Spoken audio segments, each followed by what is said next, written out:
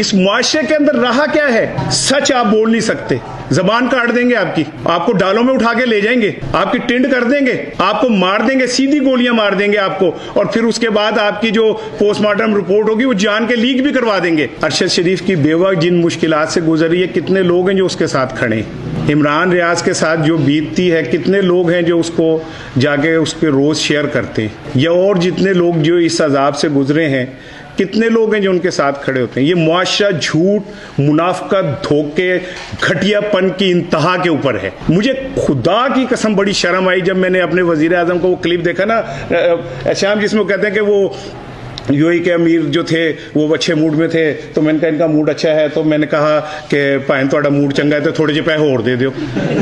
यार हम एटमी कुव्वत हैं, दुनिया की 10 बड़ी नेशन में अगर हम शुमार होते हैं हम, और हमारा आलम यह कि हमारा वजीर आजम मौका तलाश कर रहा है कि मेरे को पैसे होर किंज कटवाने ने।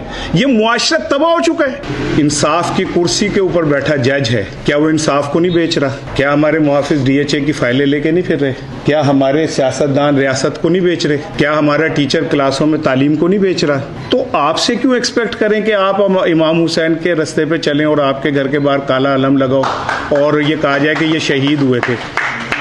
अरशद शरीफ के पीछे कितने लोग हैं जो अब जाते? यही वजह है कि हम पूरी दुनिया में जलील और रुस्वा हो चुके हैं। यही वजह है कि अब हमें कोई भीख देने को तैयार नहीं है ताकि बाकियों को निशाने इबरत हो जाए। ऐसे मुआशरे में मैं क्यों तवक्को करूं भैया आपसे कि आप सच्चाई का ही अलम पकड़ के और फिरते रहेंगे? अभी मैं और शाम बात कर रहे थे कि यहाँ तो सच बोलने पे हमें ये नहीं पता होता कि अगले दिन हमने ऑफिस आना भी है कि नहीं आना। मैं जो 33 साल इस सहाफत में गुजार चुका हूँ, जो आप लोग बैठे, आपकी एवरेज उम्र से ज्यादा तो मेरी सहाफत की उम्र है। मैं आज तक अपने प्रोफेशन में इस यकीन से नहीं सुबह उठता कि मेरी नौकरी बरकरार रहेगी या नहीं रहेगी। तो एक ऐसा मुआशरा जो है ही गिलाजत पे मबनी मुआशरा, ऐसा मुआशरा जो जिसकी असास ही झूठ के ऊपर है, वो नवाज शरीफ हो। हमारे वक्त की स्याही नहीं खत्म हो रही और मरियम के चेहरे की लाली नहीं खत्म हो रही। हम भूखे मर रहे।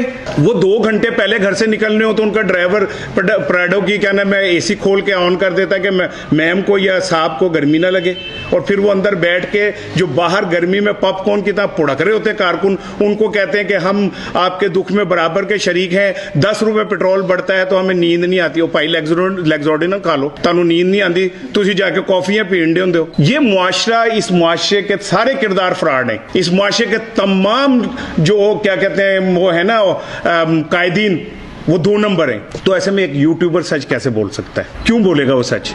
यहां से फिर मैं शाम की बात को आगाज करता हूं। अल्लाह ताला कुरान पाक में कहता है कि अल्हातो मुतकासुर हत्ता ज़ुरतुमुल मकाबिर कल्ला सौफा तालमून, कि तुम बहुत ज्यादा दौलत इकट्ठी करने की ख्वाहिश के अंदर कब्रों तक पहुंच जाते हो, फिर तुम्हें पता चलता है वो ब्लंडर हो गया, अब तो वापसी भी कोई नहीं। कहता 2 दफा ट्वाइस वो अल्लाह ताला आपको वार्न करता है। मैं तुम्हें बता रहा हूं, कहता फेर दसदा तानू तुसी गलत करन दे हो। अगर ये जिंदगी अब्दी है और अगर इस जिंदगी का कहीं हिसाब होना है तो सबसे ज्यादा हिसाब उल्मा के बाद सहाफी का होगा, क्योंकि सहाफी का एक लफ्ज पे कई हजार लोग यकीन करते हैं। आपकी पकड़ हम सबसे ज्यादा है, हमारी पकड़ सबसे ज्यादा है। तो अब ये हमने तय करना है कि क्या हम रेटिंग के चक्कर में और डॉलर्स के लिए वो सब कुछ करें जिससे हमें पैसे तो मिल जाएं लेकिन हमारी आकबत खत्म हो जाए। अगर ये अब्दी जिंदगी ही सब कुछ है तो फिर हमें रेटिंग के लिए झूठ भी बोलना चाहिए, हमें रेटिंग के लिए फ्रॉड भी करने चाहिए। मैं ऐसे यूट्यूबर्स को जानता हूं जो जिस्म फरोश लड़कियों को पैसे देके उनका इंटरव्यू करते हैं कि आपने भागना है, हम आपके पीछे भागेंगे,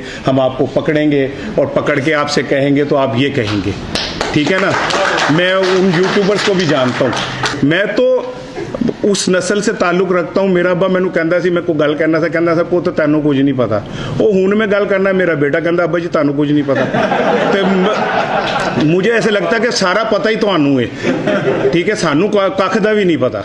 लेकिन भाई मुझे एक बात का पता है कि ये मुल्क अगर बचा, अल्लाह करे कि बचे, लेकिन ये जो कहते हैं ना, मैं एक जगह कहीं पढ़ रहा था किसी सूफी बुजुर्ग का कि पाकिस्तान एक नूर है और नूर को कभी जवाल नहीं होता। तो 1971 में जवाल आया था। अपने परसेप्शन से बाहर निकल आए। हमसे ज्यादा मुत्तकी कौमें तबाह हो गई, नामो निशान मिट गए उनके। नमाजी थे, परहेजी थे, तहज्जुद गुजार थे, रोजा रखते थे, ज़कात देते थे, सब कुछ करते थे, लेकिन वो मुनाफिक थे, झूठे थे, मकार थे, और हम उनसे बहुत आगे हैं। अब इसमें आप अपना किरदार खुद तय कर लें। आपने कहां खड़े होना है? आपका दिल हुसैन के साथ जरूर धड़कता है, लेकिन आपकी तलवारें यजीद के साथ हैं। ये तो अब आपने तय करना है कि आपने कहां खड़े होना है। आखिर वाले दिन आपने किसकी सफ में किसके साथ खड़े होना है। ये यूट्यूब, ये डिजिटल मीडिया, ये वो